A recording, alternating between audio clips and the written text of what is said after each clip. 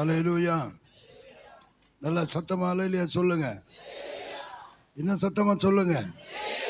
அல்லேலூயா.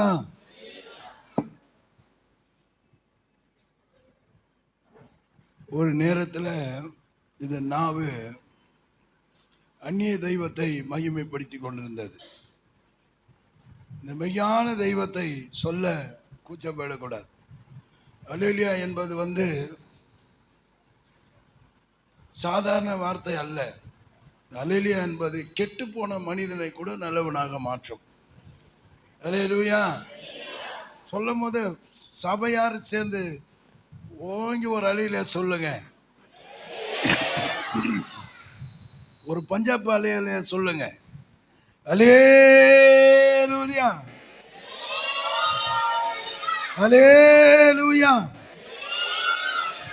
அல்லேலூயா சொல்றது கூச்சப்படாதீங்க. அது நல்ல வார்த்தை, கெட்ட வார்த்தை இல்லை. அல்லேலூயா என்பது ஒரே பாஷை. அது அந்த வார்த்தைக்கு மட்டும்தான் இருக்குது, மற்ற எந்த பாஷைகளையும் கிடையாது. தமிழ்லேயும் அல்லேலூயா தான், இங்கே ஆங்கிலத்திலையும் மலேலியா தான், கர்நாடகாவிலையும் அந்த அல்லேலூயா தான், மலேலியாலையும் அல்லேலூயா தான். எல்லா பாஷையிலும் ஒரே ஒரு வார்த்தை அல்லேலூயா என்று ஒரு வார்த்தை தான். அது தேவனுடைய தூதர்கள் வார்த்தை. அந்த வார்த்தையை சொல்றதுக்கு மட்டும் கூச்சப்படாதீங்க. எங்கள் வீட்டாண்ட ஒரு பையன் பயங்கரமான ஒரு குடிகாரன், பயங்கரமான ஒரு குடிகாரன். அவன் எப்போவுமே தண்ணி அடிச்சுட்டு வந்து அவன் மனைவி போட்டு அடிப்பான். எங்கள் அம்மா நகராட்சி, நான் இந்து மார்க்கத்திலிருந்து ஆண்டவர் இயேசுவை ஏற்றுக்கொண்டேன். அப்போது ஆண்டவர் ஏற்றுக்கொண்ட போது எங்கள் அம்மாவும் ஏற்றுக்கொண்டாங்க. எங்கள் அம்மாவுக்கு 98 வயது. எங்கள் அம்மா நடந்து போகும்போது அந்த பையன் கிண்டல் பண்ணுவான், அல்லேலூயான்னுவான். இது எங்கள் அம்மா திரும்பி பார்ப்பாங்க. திரும்பி பார்த்து இன்னொரு 10 அடி போவாங்க, அல்லேலூயான்னுவான்.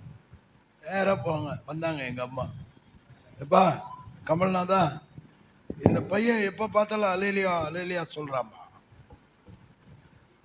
யாரும்மா? இந்த பாப்பா மகன்பா. நான் சொன்னேன், அவன் கெட்ட வார்த்தையம்மா சொன்னான். நல்ல வார்த்தையை தானே சொன்னேன், சொல்லிட்டேன்.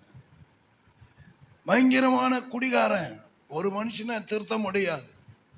அப்படிப்பட்ட மனிதனை இந்த அல்லேலூயா என்ற வார்த்தை அவனை திருத்தினது. அவன் தன் அறியாமல் அவன் சொல்லிட்டான். காலங்கள் போனது. ஒரு நாள் அவனுக்கு பிசாசு பிடித்து இருந்தது. வந்தான், அண்ணே ஜெபம் பண்ணுங்கண்ணே. ஜெபம் பண்ண பொத்தின கீழே வந்தான். பொத்தின கீழே வந்த உடனே ஆண்டவர் இயேசுவை ரட்சகர் என்று ஏற்றுக்கொண்டார்.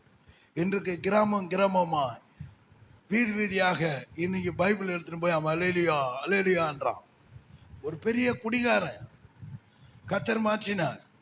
இந்த அல்லேலூயா என்பது சாதாரண வார்த்தை அல்ல, தேவனுடைய தூதர்கள் வார்த்தை. அல்லேலூயா, அல்லேலூயா. ஆண்டவராகிய இயேசு கிறிஸ்துவின் நாமம் மகிமைப்படுவதாக. கர்த்தர் எனக்கு அந்த நல்ல தருணத்தை கொடுத்ததுக்காக ஸ்தோத்திரம்.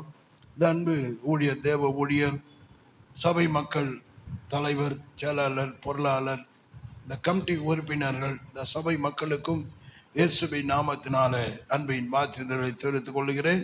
தேவனாகிய கர்த்தர் உங்களை ஆசீர்வதிப்பாராக. அப்படியே கண்களை மூடுவோம். பிதாவே மை ஸ்தோத்திரிக்கிறோம். எல்லாம் கண்களை மூடுவோம். அல்லேலூயா, அல்லேலூயா, அல்லேலூயா. உம நன்றியோடு மை ஸ்தோத்திரிக்கிறோம். அல்லேலூயா. உம்மை நோக்கி பார்க்கின்றேன், உம்மை நினைத்து துதிக்கின்றேன். உம்மை நோக்கி பார்க்கின்றேன், உம்மை நினைத்து துதிக்கின்றேன். இயேசையா ஸ்தோத்திரம், இயேசையா ஸ்தோத்திரம், இயேசையா ஸ்தோத்திரம், இயேசையா ஸ்தோத்திரம். உலகம் வெறுக்கையில் நீரோ அழைக்கின்றேன். இந்த உலகம் வெறுக்கையில் நீரோ அழைக்கின்றீர். உமது அழைப்பிலே அந்த வெறுப்பையை மறக்கின்றேன். உமது அழைப்பிலே அந்த வெறுப்பையை மறக்கின்றேன். உம்மை நோக்கி பார்க்கின்றேன்.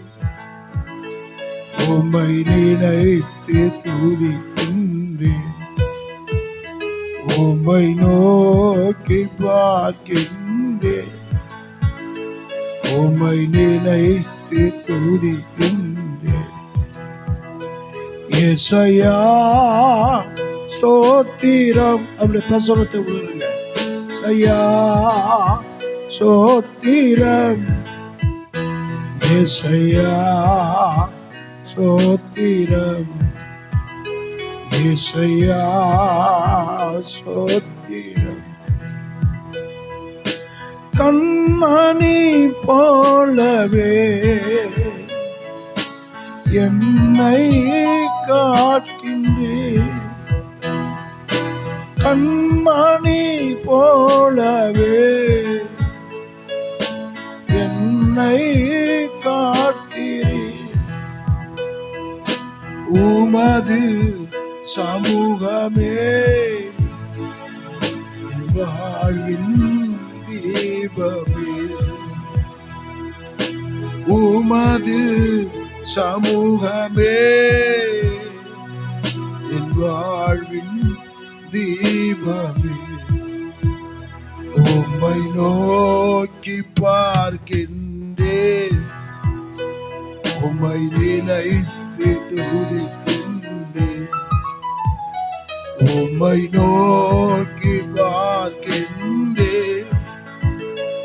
உம்மை நினைத்து துதிக்கின்றேன். ஏசையா ஸ்தோத்திரம்.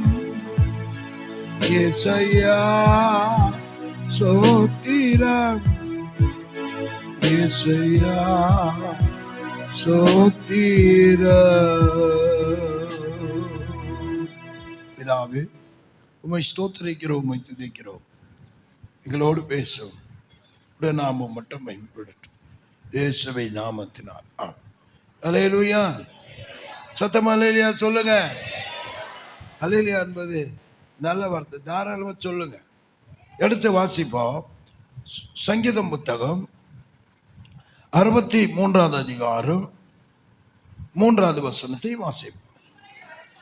ஜீவனை பார்க்கிலும் உன் கிருபையே நல்லது. அன்பான தேவனுடைய பிள்ளைகளே, இந்த கிருபை யாரை பாதுகாக்கிறது? இந்த கிருபை யாரை உயர்த்துகிறது? இந்த கிருபை யாரை நன்றாக வழிநடத்துகிறது? இந்த கிருபை சொல்லுகிறான் சங்கீதக்காரன், ஜீவனை பார்க்கிலும் உடைய கிருபை நல்லது. என் உயிரை பார்க்கிலும் உடைய கிருபை நல்லது. நான் சொல்லுவேன், ஆண்டவரே உங்களுடைய கிருபை தான். அவர் கிருபை இல்லாமல் நம்மளை வாழ முடியாது. அவர் கிருபை இல்லாமல் நம்ம ஜீவிக்க முடியாது. இன்றைக்கு நான் நிற்பதும் நிர்மலமாவதும் அப்படி சுத்த கிருபை. ஏனென்றால் இந்த கிருபை யாரை பாதுகாக்கிறது? தீங்கிலிருந்து பாதுகாக்கிறது. அடிமை தினத்திலிருந்து உன்னை பாதுகாக்கிறது. உயர்ந்த இடத்துல கொண்டு போய் வைக்கிறது கிருபை. இந்த கிருபை யாரை பாதுகாக்கிறது என்றால், எடுத்து வாசிப்போம். ஆதியாம் புத்தகம் 6வது அதிகாரம் 8வது வசனத்தை வாசிப்போம். நோவாவுக்கோ கர்த்தருடைய கண்களிலே கிருபை கிடைத்தது. ஏன் நோவாவுக்கு மட்டும் கர்த்தருடைய கண்களிலே கிருபை கிடைத்தது? அந்த நோவாவை கர்த்தர் எப்படி நேசிக்கிறார்? நோவாவுடைய குடும்பத்தை கர்த்தர் பாதுகாக்கிறார். இந்த நோவாவை பார்த்து சொல்லுகிறார். 9வது வசனத்தை வாசிமா. 9 நோவாவுடைய வம்ச வரலாறு அந்த காலத்தில் நீதிமானாய் கண்டார். ஒரு உத்தமனாய் இருந்தார். எந்த மனிதன் தேவனுடைய பார்வையில நீதிமானாய் இருக்கிறானோ, உத்தமனாய் இருக்கிறானோ, அந்த கிருபை சூழ்ந்து கொள்ளும். உண்மை தேவனுடைய பிள்ளைகளே, இன்னைக்கு நான் மார்த்தட்டி சொல்ல முடியும். என்னையா, யாரெல்லாம் இந்த மார்க்கத்துல இருந்து வந்திருக்கிறீங்க?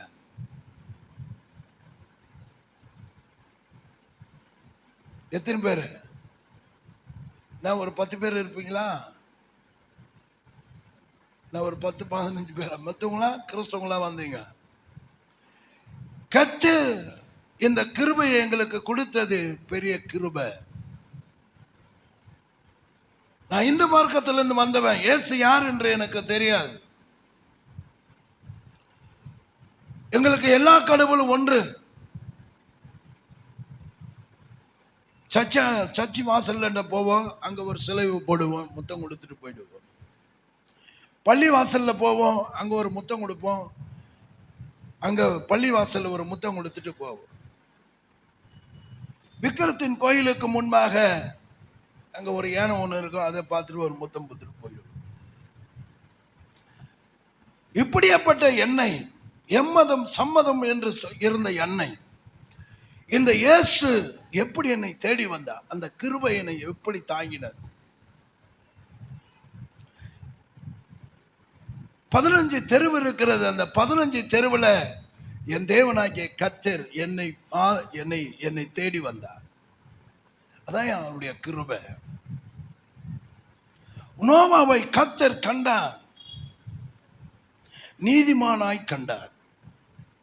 நோவாவை பார்த்து சொன்னார் ஆண்டவர், அவன் நீதிமான் என்று கண்டு, அதே அதிகாரத்தில் அங்க 7வது வசனத்தை வாசிங்க. அப்போது கர்த்தர்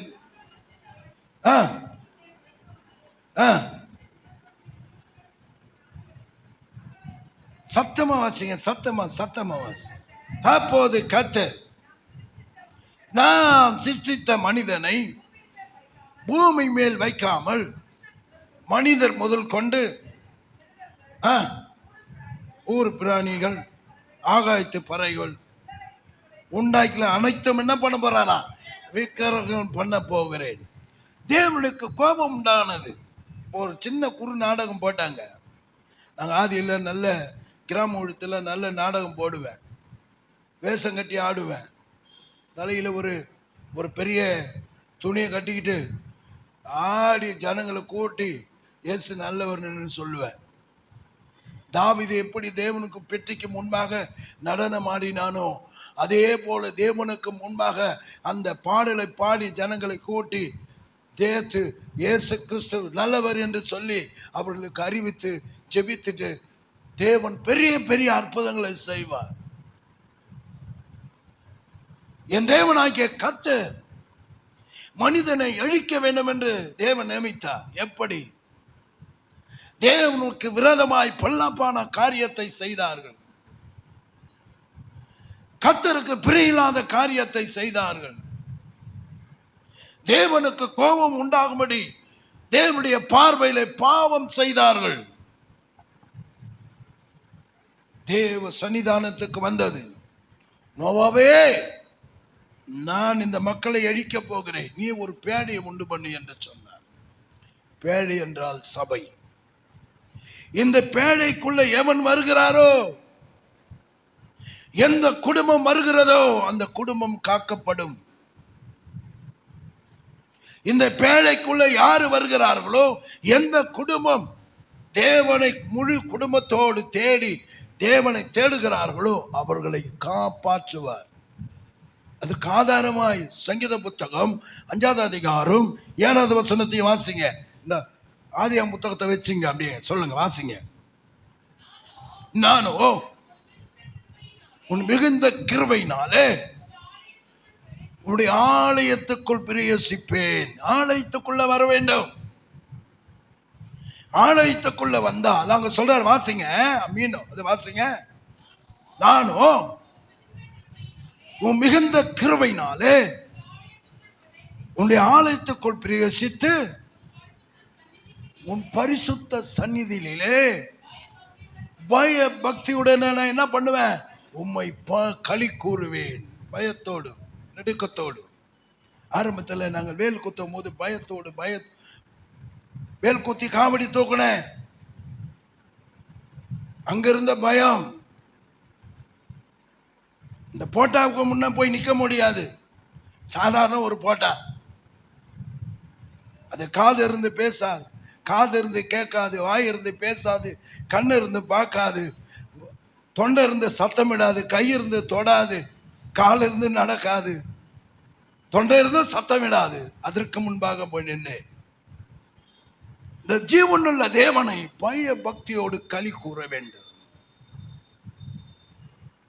பய பய பய பக்தோடு இந்த பேழைக்குள்ள வரும்போது நீ காக்கப்படுவாய். இந்த பேழைக்குள்ள யாரு வருகிறார்களோ காக்கப்படுவார்கள். ஒரு குடும்பம் என்னிடத்தில் வந்தது. போன்ற வாரம் ஜெபத்துக்கு வந்திருந்தார்கள். யார் என்றாலும் ஒரு கேத்தலிக் குடும்பத்தை சேர்ந்தவர்கள். நான் அப்போது வந்தேன். ஆராதனை முடிந்தது. நான் உட்காந்து என்கிட்ட மைக்கு வந்தது. ஒரு சின்ன ஆராதனை பண்ணிட்டு தேவனுடைய வார்த்தையை பகிர்ந்துட்டு வார்த்தையை கொடுத்து விட்டு ஜெபிக்க ஆரம்பித்தேன். அவ்வளோதான். ஒரு அம்மா படுத்திருக்காங்க. என்னப்பா அந்த அம்மாவுக்குன்னு கேட்டேன். இந்த அம்மாவுக்கு என்னன்னு கேட்டேன். இந்த அம்மாவுக்கு கேன்சர். ஏன் கேன்சர்?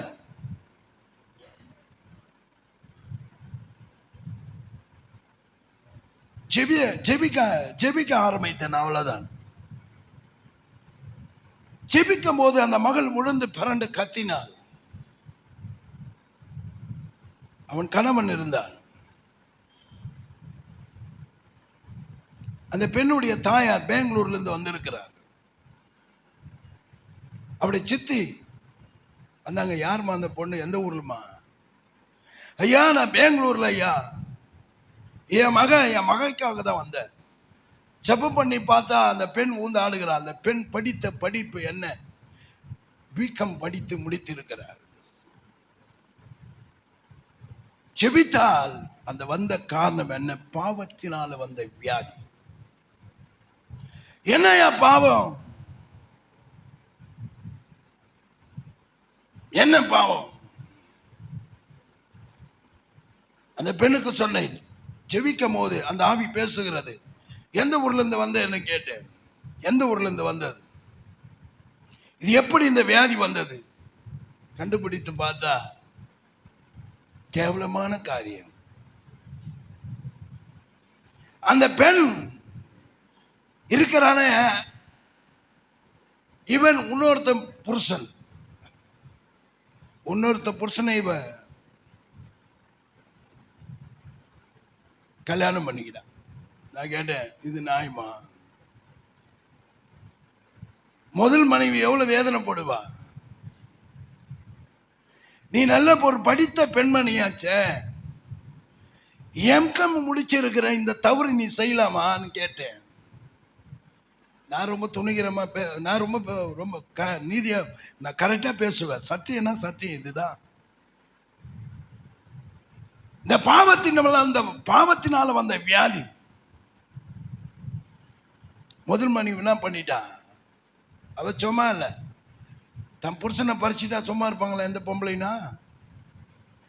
எது வேணாலும் விட்டு கொடுப்பான். புருஷனை விட்டு கொடுப்பாங்களா? அது எந்த பெண்மணியும் கொடுக்க மாட்டான். புருஷன் இன்னொரு பொண்ணோடு இருக்கும் போது என்ன பண்ணுவான்? கோபம் வரும். அவ போன முதல் மனைவி இவளுக்கு விரோதமாய் மந்திரத்தை பண்ணிட்டா. எனக்கு ஜெபம் பண்ண முடியல. நான் ஜெபம் பண்ண மாட்டேன் போன்ட்டேன். அன்னைக்கு வந்தது பார்த்தா எல்லாம் டபுள் கேஸா வருது. என்ன இது இன்னைக்கு மட்டும் இந்த ரெண்டு ஆளா வர்றாங்க? மலேசியால இருந்து ஒரு பையன் வந்திருந்தான். அவன் மனைவி, அவங்க அம்மா, அவன் ரெண்டாவது மனைவி. இன்னொன்று வருது, அது ஒரு 2. எல்லாமே 2. என்னடா அது 2ஆ வருது? அதை ஆராய்ஞ்சு பார்த்த போது எவ்வளவு நான் வேதனை அடைஞ்சு, எவ்வளவு கஷ்டம். ஒரு பொண்ணு மலேசியால இருந்து வந்த அந்த பையன் மனைவி சொல்றான், என்னுடைய தாயார் செய்த பாவத்தினால இதை நான் இந்த வேதனையை அனுபவிக்கிறேன்றா. என் தாய் செஞ்ச பாவம் இது வரைக்கும் நான் அனுபவிக்கிறேன், வேதனை படுறேன். அப்ப சொன்ன மனம் திரும்பு. நோவா காலத்துல பாவங்கள் பெருகினது.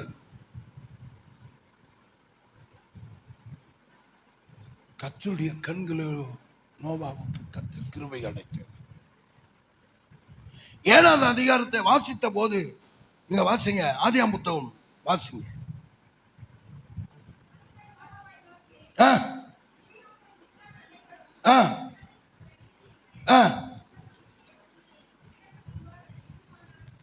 என்ன பண்ணாரு? கொஞ்சம் சத்தமா வாசிமா. கர்த்தர் நோவாவை நோக்கி, நீயோ உன் வீட்டார் அனைவரும் பேழைக்குள் பிரவேசித்து இந்த சங்கதியை எனக்கு முன்பாக நீதிமானாய் கண்டேன். அன்பு பிள்ளைகளே, அன்பு சகோதரனே, அன்பு சகோதரியே, ஆண்டவர் இயேசுவை ஏற்றுக்கொண்டு தேவனுடைய பார்வையிலே நீ நீதிமானாய் இருக்க வேண்டும். தேவனுடைய வருகை சமீபமாய் இருக்கிறது. ஆண்டவர் வரப்போகிறார். 2024 வர பாடு யாராலும் தாங்க முடியாது.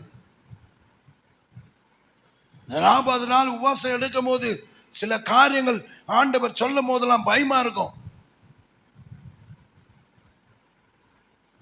2024 பயங்கரமான உபத்திர காலங்கள் வரும், நிறைய பாடுகள் வரும், நிறைய சேதம் உண்டாகும். இப்போது நீங்க ஜெபிக்க ஆரம்பிங்க. உன் குடும்பத்தோடு ஆராதனை பண்ணுங்க. நானும் என் வீட்டார் என்றால் கர்த்தரை செவிப்போம். ஆண்டவரை உறுதியாய் பற்றிக் கொள்ளுங்க. தேவனுக்கு முன்பாக நீ நீதிமானா இருந்தால் கர்த்தர் உன்னை காப்பாற்றுவார். உன்னையும் உன் குடும்பத்தை காப்பாற்றுவார். சில குடும்பத்தில் மந்திரங்கள் தலைவிரித்து ஆளுகிறது. காரணம் என்ன? ஒரு கிறிஸ்து குடும்பத்தில் மந்திரங்கள் வருகிறது. காரணம் என்ன? அவர்கள் செய்த பாவத்தை நிமித்தம். சொல்லுவாங்க, என்கிட்ட ஜெபம் பண்ணும் போது சிபிஎம் காரனா ஆடுவான். பல சபைகள் இருந்து வருவாங்க. ஜெபம் பண்ணா மூஞ்சி ஆடி பரண்டு கத்துவாங்க. ஏன் அந்த காரியம் நடந்ததுன்னு கேட்போம். கேட்ட ஆண்டவர் சொல்லுவார், இவள் செய்த காரியம் உனக்கு தெரியுமான்னு. அரும்பக்கத்தில் அங்க பாத்தீங்கன்னா நிறைய கிறிஸ்தவனா இருப்பான், சபைக்கு வருவான், மந்திரவாதி கிட்ட போவான்.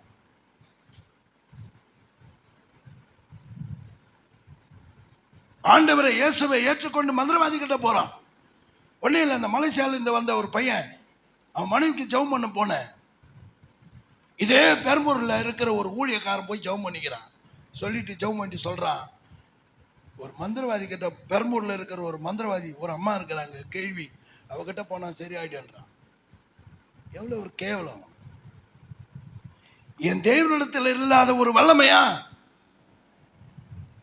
இந்து மார்க்கத்திலிருந்து வந்தவன் நான்.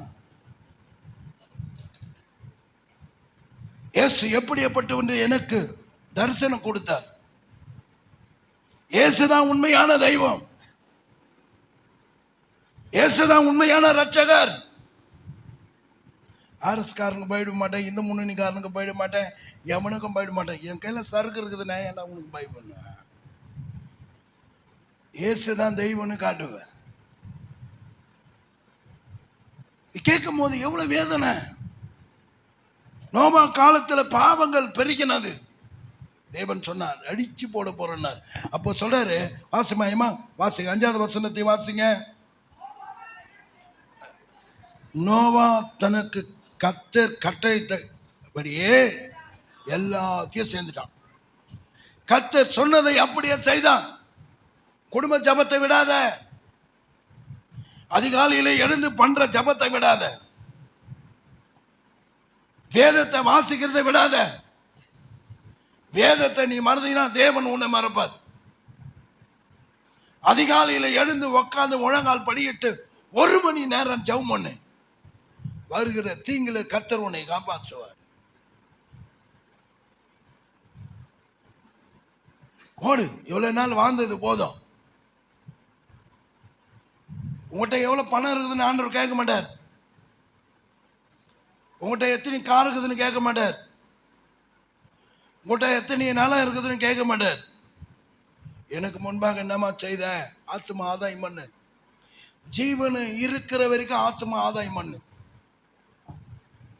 அதுதான் தேவன் பிரியப்படுவார். நோவா கர்த்தர் கட்டளையிட்ட காரியத்தை அனைத்து செய்து விட்டார். செய்துட்டு என்ன பண்ணார் தெரியுமா?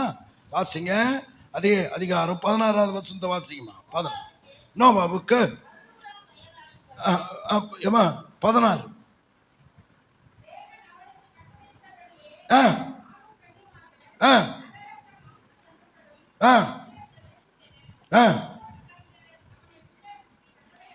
நம்ம கர்த்தர் என்ன செய்தா? அவருடைய உள்ள தள்ளி கதவு மூடினார். நீ பரலோகத்துக்கு போனா கர்த்தருடைய பார்வையில நீதியா இருக்கணும், நீதியா உண்மையா இருக்கணும். போக முடியாது.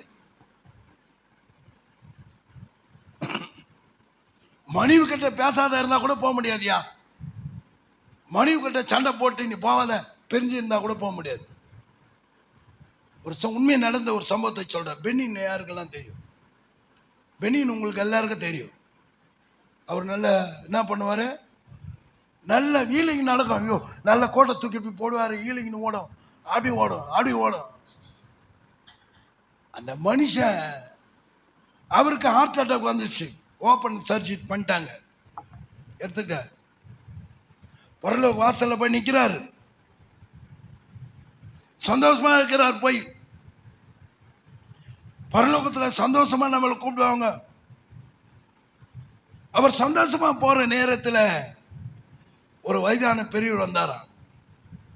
பெனின் வெயிட்டிங்னாராம்.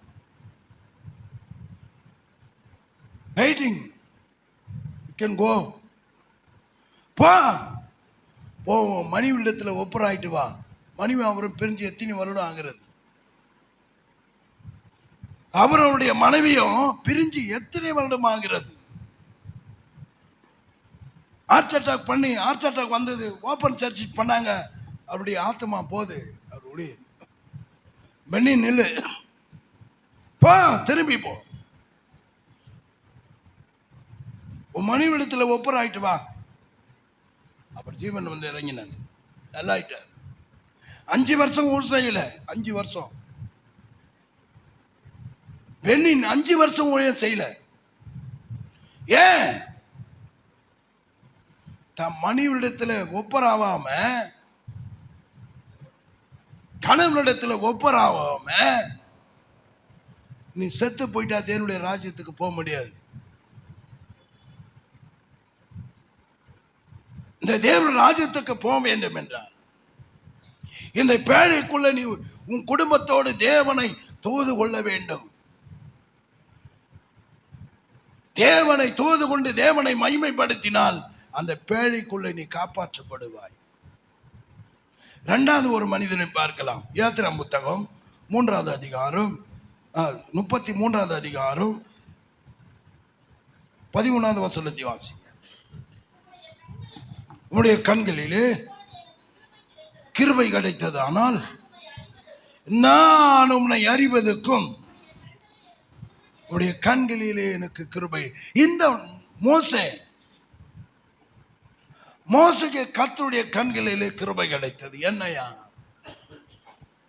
அவன் பிறக்கும் போது பார்வோன் சொன்னான், எகிப்தை முழுவதுமாக ஆண் பிள்ளைகளை கொன்றுவிடு, ஆண் பிள்ளைகளை கொன்றுவிடு, ஒரு ஆண் பிள்ளை விடாமல். எல்லா ஆண் பிள்ளைகளை கொன்று விட்டார்கள். மோசே மட்டும் காக்கப்பட்டான். ஏன் மோசே மட்டும் காக்கப்பட வேண்டும்? பார்வோன் வீட்டில் வளர்க்கப்பட்டார். பார்வோன் வீட்டில் வளர்ந்து 40 வயது ஆனது. 40 வயதில் ஒரு கொலை செய்கிறான். எகிப்தினை கொலை செய்கிறான்.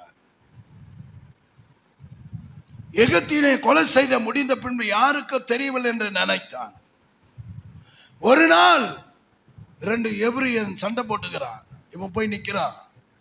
ஏன்பா நீங்க உங்களுக்குள்ள அடித்துக் கொள்ளுகிறீங்க? ஏன்னா எபிரியனுடைய ரத்தம் அவனுக்குள்ள பாய்கிறது. அவனால தாங்க முடியல. அவன் சொல்றான், ஏமா உங்களுக்குள்ள சண்டை? எதுக்கு சண்டை? சண்டைலாம் போடாதீங்க. அதுக்கு ஒரு எபிரியன் சொல்ல, என்னப்பா அன்றைக்கு ஒரு எகிப்தினை கொலை செய்தது போல எங்களை நீ பண்ண போறியா? இது கேட்டவுடனே மோசே அந்த இடத்தை விட்டு வெளியேறினான்.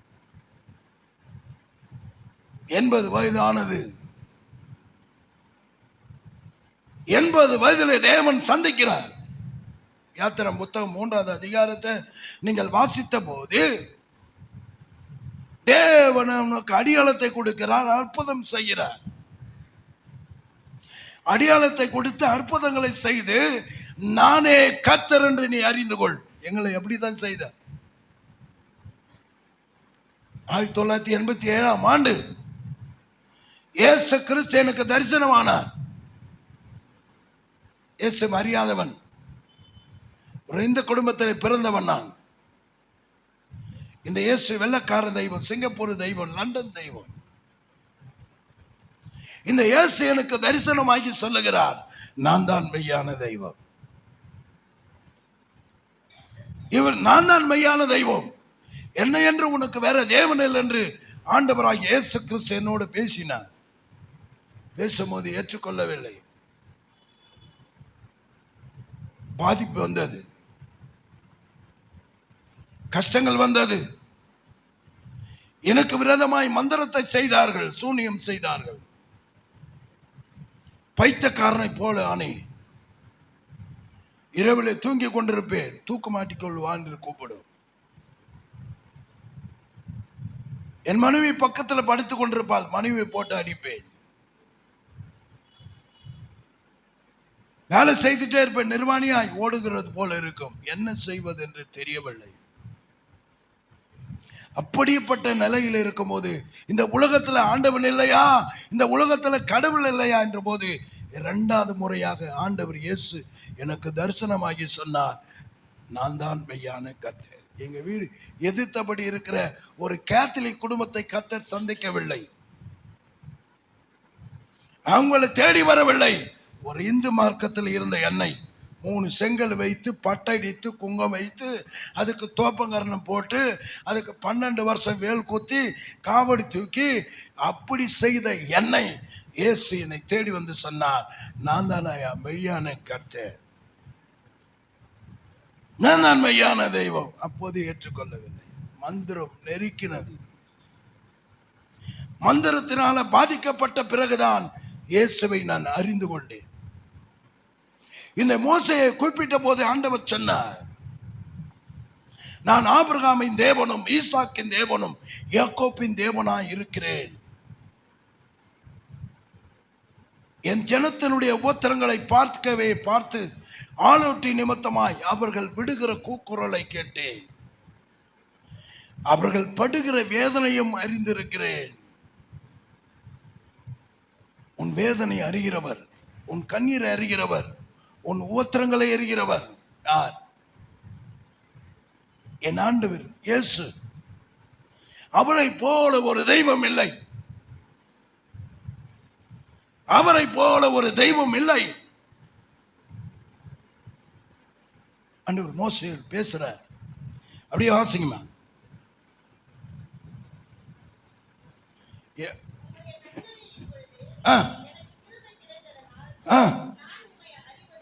நான் உன்னை அறிவதற்கும்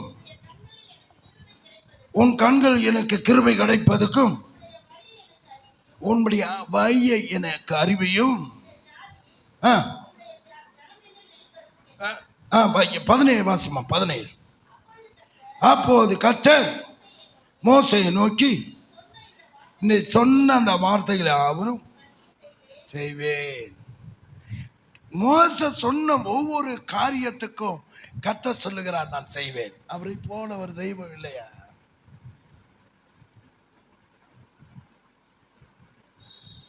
மந்திரத்திலிருந்து தான் மந்திரத்துல பாதிக்கப்பட்டு தான் இயேசுவை ஏற்றுக்கொண்டேன். நான் சாதாரண ஏற்றுக்கொள்ளவில்லை. இன்னைக்கு மலேசியா தேசத்துக்கும் சிங்கப்பூர் தேசத்துக்கும் என்னை கொண்டு போகிற காரணம் என்ன? ஒரு மாநிலத்தை கூட என்னை விட மாட்டாங்க. நான் வந்தா விட மாட்டாங்க. இன்னும் கேட்டுக்க, நைட்டு கூட ஒரு பெண்ணு சரியான மந்திரத்தினால பாதிக்கப்பட்ட போன் பண்றான். ஆறு அந்த பொண்ணு ஒரு பாஸ்டருடைய பொண்ணு. அங்க இருக்கிற மந்திரம் ரொம்ப வித்தியாசமா இருக்கும்.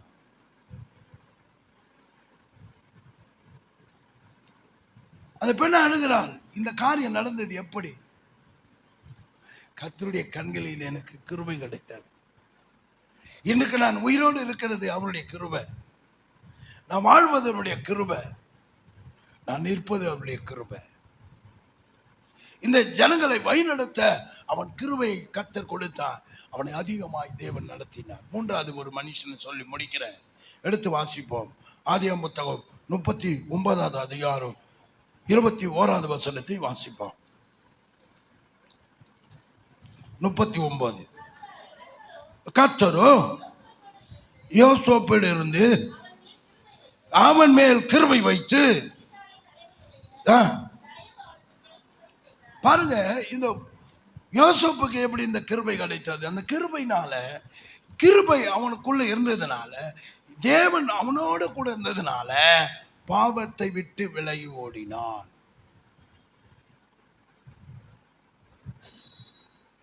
போர்த்திபா மனைவி கூட பிறந்தவர்கள் எல்லாமே அவனை தள்ளினார்கள். 20 வெள்ளிக்காக விற்று போட்டார்கள். 20 வெள்ளிக்காக விற்று போட்ட இந்த மோசே, இந்த யோசேப்பு என்ன செய்தான்? சொப்பனத்தை சொன்னாயா? 11 கட்டுகளும் என்னை சுற்றிலும் இருக்கிறது. ஒரே ஒரு கட்டு என் நடுவில் இருக்கிறது.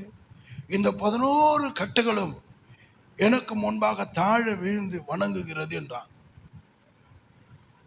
சந்திரனும் சூரியனும் என்னை பார்த்து வணங்குகிறது என்றான். இது சொன்னவுடனே கூட பிறந்தவர்கள் எரிச்சல் அடைந்தார்கள். 17 வயதுல யோசேப்புக்கு கர்த்தர் அந்த சொப்பனத்தை கொடுக்கிறார். 30வது வயசுல அவன் சிறுமையை அனுபவித்துக் கொள்ளுகிறார். ஆனாலும் யோசேப்பு கர்த்தருடைய பார்வையிலே உண்மையா இருந்தார். யோசேப்போடு கர்த்தர் இருந்தார் என்று போர்த்திபா பார்த்தான். எப்படி? 2வது வசனம் 39:2 வாசிங்களா. கர்த்தர் யோசேப்போடு இருந்தார், அவன் ஆரி சித்தவுள்ளவனானான். வாசிங்க. எகிப்தில் இருக்கிற என் எஜமான் வீட்டில அவன் இருந்தான். அந்த போர்த்திபா வீட்டில் இருந்தான். அந்த போர்த்திபா வீட்டில் இருந்த போதே போர்த்திபா மனைவி அவன் மேல் கண் போட்டான். வாலிபன், இந்த வாலிப பையன் மீது கண்ணை போட்டு என்ன பண்ணான்? அவனை எப்படி நான் அடைய வேண்டும் என்று நினைத்தான். ஆனாலும் யோசேப்பு யாருக்கு பயந்தான்? எடுத்து அதே அதிகாரம் 9வது வசனத்தை வாசிங்க. இந்த வீட்டிலே என்னிலும் பெரியவன் இல்லை, அவ மனைவியா இருக்கிறபடினால். வாசிங்க. இப்படி நான் இப்படி இருக்க தேவனுக்கு விரோதமாய் பாவம் செய்வது எப்படி? பாவம் செய்திருக்கலாம் யோசேப்பு. போர்த்திபா வெளியே போயிருப்பான். போர்த்திபா இல்லாத நேரத்தில் உள்ள வந்திருப்பான். ராஜரோகமா வாழ்ந்திருக்கலாம். ஆனாலும் அந்த வாழ்க்கை கொஞ்ச காலம்தான். அந்த வாழ்க்கை கொஞ்ச காலம்தான். கொஞ்ச நாள் தெரிஞ்ச பிறகு யோசேப்பை உடனே காலி பண்ணிட்டு இருப்பான். ஆனாலும் அந்த பாவத்தை விட்டு விலகி ஓடினான். அது விட்டு விலகி ஓடினால கர்த்தர் என்ன செய்தார்? அப்போஸ்தலர் புத்தகம் 7ஆம் அதிகாரம் 9, 10 வசனத்தை வாசிங்க. அந்த கோத்திரத்தின் பிதாக்கள் பொறாமை கொண்டு விற்று போட்டார்கள். தேவனோ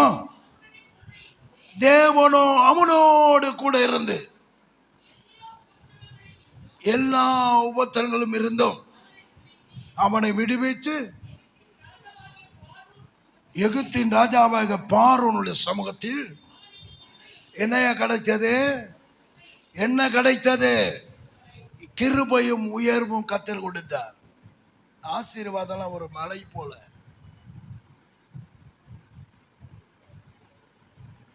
நீ பாவத்தை விட்டு விலகி ஓடு.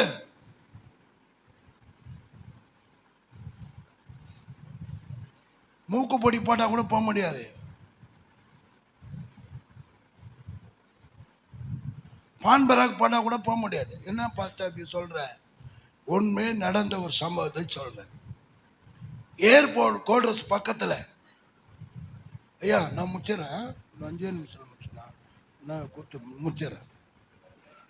ஏர்போர்ட் பக்கத்தில் கோட்ரஸ் இருக்குது. அந்த கோட்ரஸில் அவன் அடுத்த மாதம் பர்மனெண்ட் ஆக போகிறான். ஈபியில் அண்ணன் பொண்ணு ஏர்போர்ட்டில் வேலை செய்கிறான். சரியான மந்திரம். அந்த மந்திரத்தை எடுத்து அந்த குடும்பத்தை காப்பாற்றி விட்டேன். ஜெபம் பண்ணுகிறேன். இந்த செவுத்துக்கு பின்னால் மந்திரவாதி வந்து நின்ட்டான். என்ன பாஸ்டர் இப்படிலாம் சொல்கிறீங்க? அதெல்லாம் நாங்கள் பார்த்துருக்குறோம். அந்த குடும்பத்துக்கு உயிர் கொடுத்து போராடி ஜெபம் பண்ணி காப்பாற்றி கொடுத்தாச்சு. அந்த சகோதரியை கூப்பிடுறேன், அம்மா பொடி போடாத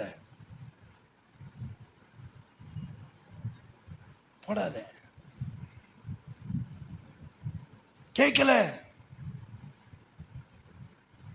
அவனை பார்த்து சொல்றேன், டேய் பான்பராக் போடாத. இவ்வளவு பெரிய அற்புதம் தேவன் செய்திருக்கிற சாட்சியார்.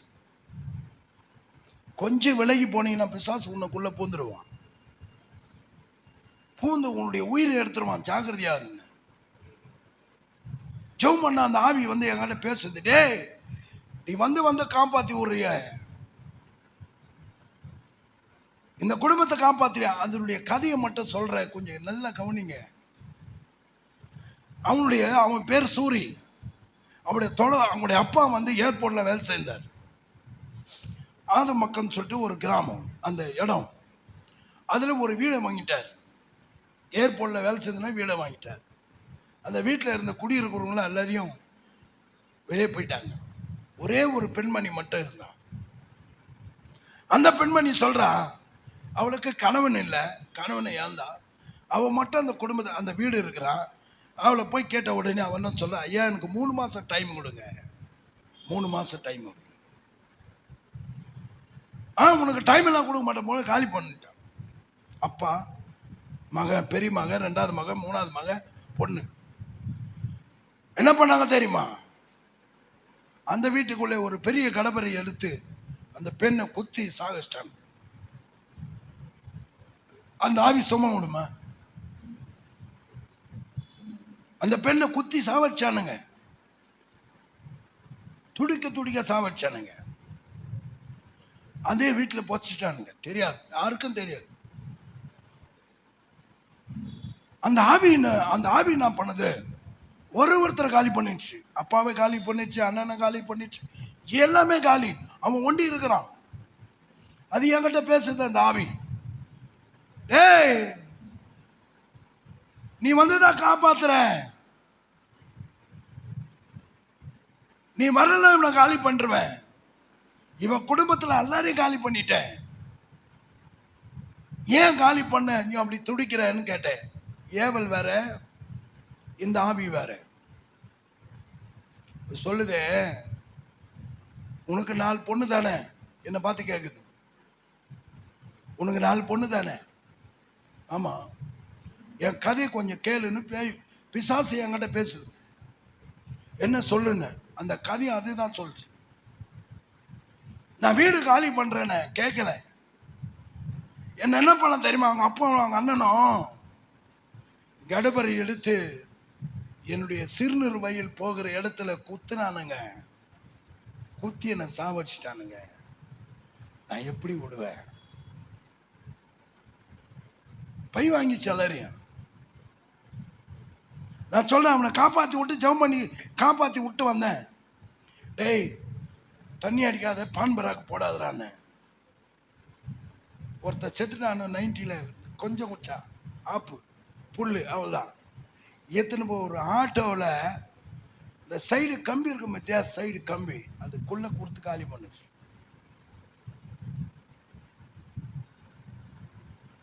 நீ பாவத்தை விட்டு விலகி ஓடினால் உனக்கு ஆசீர்வாதம். இந்த கிருபை எப்படி உன்னை சூழ்ந்து கொள்ளும்? இந்த யோசேப்பை கர்த்தர் உயர்த்தினது எது என்றால் அவருடைய கிருபை. என்னுடைய பிள்ளை, இந்த கிருபையை காத்துக் கொள்ளுங்க.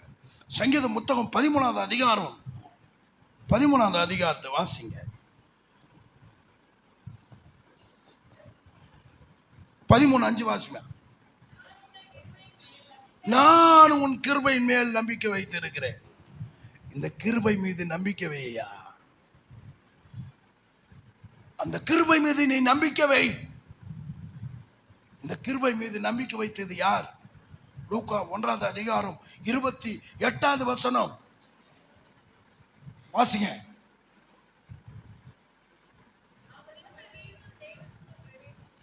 ஏமா, லூக்கா 1:28 வாசிங்க.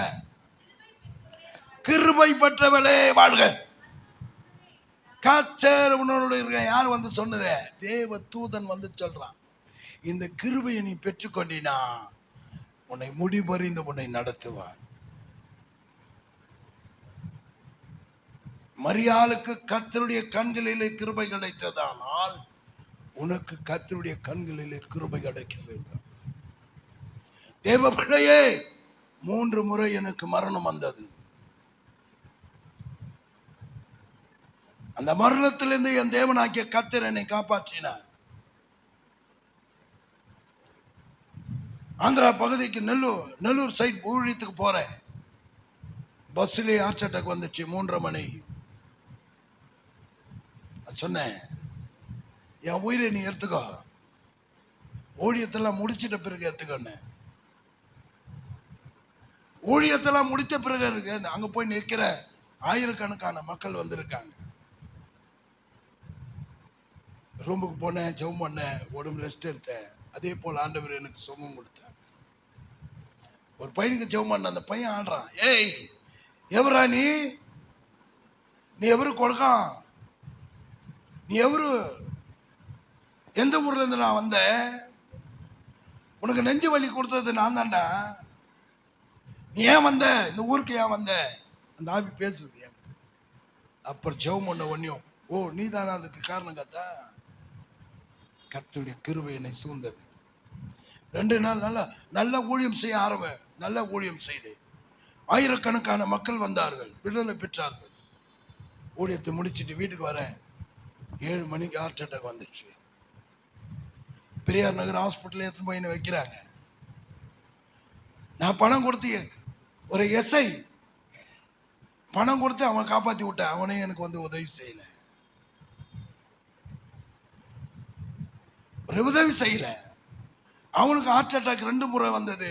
அவனுக்கு எல்லா உதவியும் செய்த கற்று. எனக்கு ஹார்ட் அட்டாக் வந்த போது யாரும் எனக்கு உதவி செய்யல, என் தேவனே எனக்கு உதவி செய்தார். ஒரு முறைக்கு 3 முறை. ஒரு முறை கை கால் விழுந்து போனது. ஒரு முறை கொரோனால டெய்லி சாப்பாடு கொடுப்பேன். 50-60 பேருக்கு சாப்பாடு டெய்லி 1.5 வருஷம் கொடுத்துருந்தேன். கடைசியில் ஒரு அம்மாவுக்கு சாப்பாடு கொடுத்துட்டு போகும்போது சொல்றாங்க, எப்பா நீ உங்க பிள்ளைங்க நல்லா இருப்பீங்க. அதுலேயும் கர்த்தர் காப்பாத்தினார். புலம்பல் புத்தகம் 3வது அதிகாரம் 22வது வசனம் சொல்லுகிறது. வாசித்து முடிக்கிறேன்.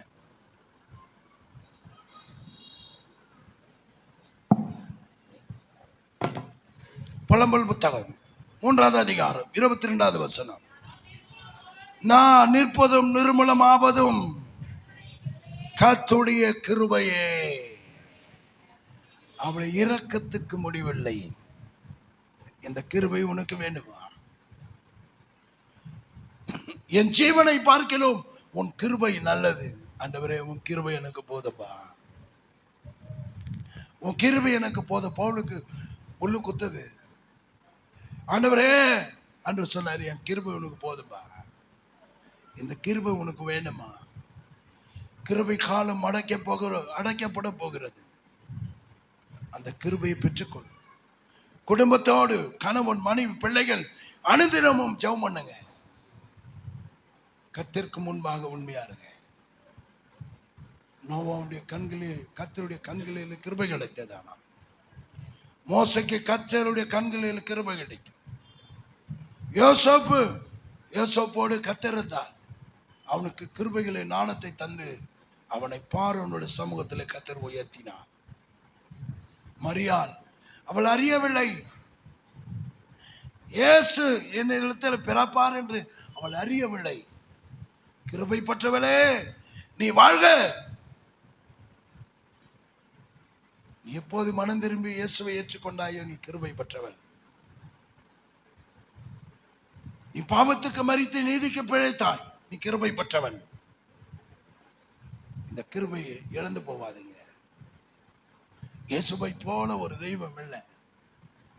ஒரு நடிகர் பைத்தியக்காரன், கிறிஸ்துவத்தை பத்தி தெரியாம நான் என் தாய் மதத்துக்கு போறேன்றான். டேய், இந்த வேதத்தில் இருக்கிறத ஒரு பொக்கிஷம் வேற எதுலையுமே கிடையாது. இந்த வேதத்தில் இருக்கிற ரகசியம் வேற எதுலையுமே கிடையாது. பரலோகத்துக்கு கொண்டு போய் சேர்க்கிறது தான் வேதம். நம்ம அறியாமல் போகிறான். இந்த கிருபையை நீ பெற்றுக்கொள்ள வேண்டுமா? அப்படியே கண்களை மூடுவோம், அப்படியே கண்களை மூடுவோம். ஆண்டவரே, நீ பாவம் செய்தனா கிருபை விட்டு விலகி போயிடும். தேவனுக்கு விரோதமான பாவத்தை செய்தார், அந்த கிருபை உன்னை விட்டு விலகி போயிடும்.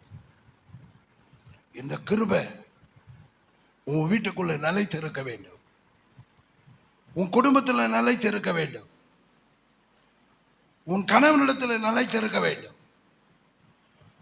உன் பிள்ளைகளிடத்தில் இந்த கிருபை நிலைத்து இருக்க வேண்டும். இந்த கிருபையை நீ பெற்றுக்கொள்ள வேண்டும். இந்த கிருபை உன்னை சூழ்ந்து கொள்ள வேண்டும். இந்த கிருபை உன்னை பாதுகாக்க வேண்டும். ஹல்லேலூயா, ஹல்லேலூயா. நன்றியோடு மை ஸ்தோத்தரிக்கிறோம், ஸ்தோத்தரிக்கிறோம், ஸ்தோத்தரிக்கிறோம், ஸ்தோத்தரிக்கிறோம். பிதாவே, மை ஸ்தோத்தரிக்கிறோம், மை துதிக்கிறோம். இந்த வேளையில கர்த்தாவே, அப்பா, திருச்சபை மக்களுக்கு ஆட்சேபிக்கிறேன். ஜீவனை பார்க்கிலும் உடைய கிருபை நல்லது. ஆண்டவரே, உடைய கிருபை எங்களுக்கு வேண்டுப்பா.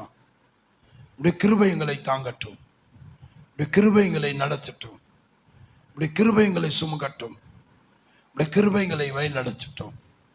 ஆண்டவரே, வந்திருக்கிற திருச்சபை மக்களுக்கு ஸ்தோத்திரம். இவர்களை ஆசீர்வதி இயேசுவின் நாமத்தினால். ஆம்.